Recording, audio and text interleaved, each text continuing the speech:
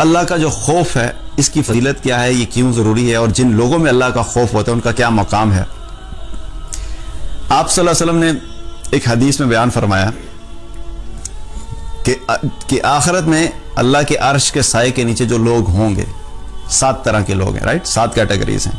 ان میں سے ایک شخص وہ ہے, وہ کون سا شخص ہوگا کہ جس کے بارے میں آپ صلی اللہ علیہ وسلم نے فرمایا کہ اس شخص کو کسی حسب نسب والی خوبصورت عورت نے, حسین و جمیل عورت نے گناہ کی دعوت دی اور اس نے اس گناہ کو چھوڑ دیا اور یہ کہہ کے چھوڑ دیا کہ میں اللہ سے ڈرتا ہوں.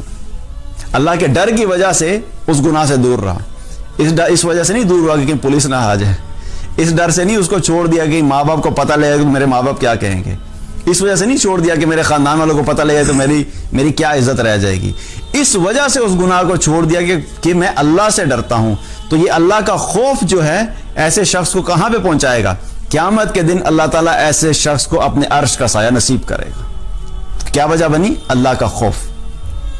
اسی طریقے سے انہی 7 لوگوں میں سے ایک اور کیٹیگری ہے کہ جس کے بارے میں آپ صلی اللہ علیہ وسلم نے فرمایا کہ جو شخص بھی اللہ کو اکیلے میں یاد کرے اور اللہ کو یاد کرنے کی وجہ سے اس کی آنکھوں سے آنسو جاری ہو جائیں تو ایسے شخص کو بھی اللہ تعالیٰ قیامت کے دن اپنے عرش کے سائے کے نیچے رکھے گا.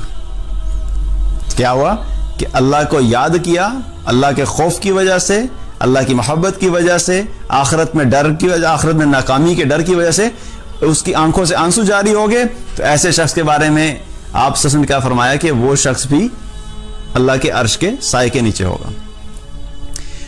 اور ایک اور حدیث میں آتا ہے آپ صلی اللہ علیہ وسلم نے فرمایا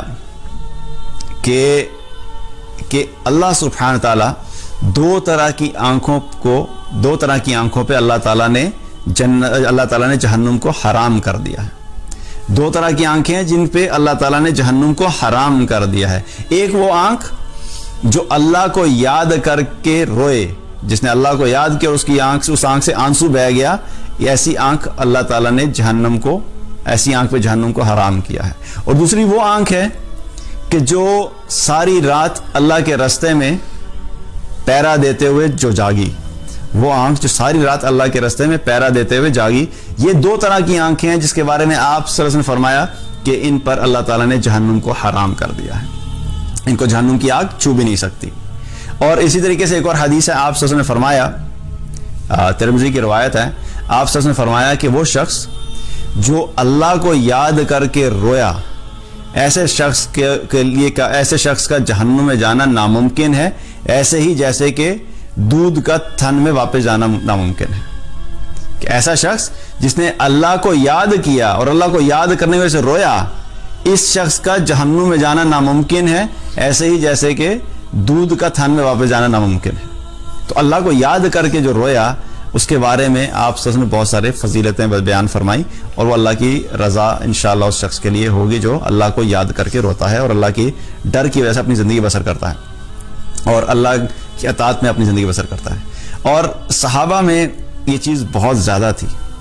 صحابہ کے بارے میں اللہ تعالیٰ نے قرآن میں جو بار بار گارنٹیز دی کامیابی کی, رضی اللہ عنہم ورضوا عنہ, وہ ایک جگہ پہ نہیں صرف فرمایا قرآن میں, اللہ تعالیٰ نے قرآن میں بہت ساری جگہوں پہ فرمایا رضی اللہ عنہم ورضوا عنہ, رضی اللہ عنہم ورضوا عنہ. ایک جگہ پہ اللہ تعالیٰ نے کیا فرمایا؟ رضی اللہ عنہم ورضوا عنہ ذالک لمن خشی ربہ, کہ اللہ ان سے راضی ہوگا اور یہ اللہ سے راضی ہوگا. کس وجہ سے؟ کیونکہ یہ لوگ اللہ سے ڈرتے تھے, اللہ کے ڈر کی وجہ سے, اللہ کے خوف کی وجہ سے اللہ تعالیٰ ان سے راضی ہو گیا. دین کی بات پھیلانا صدقہ جاریہ ہے.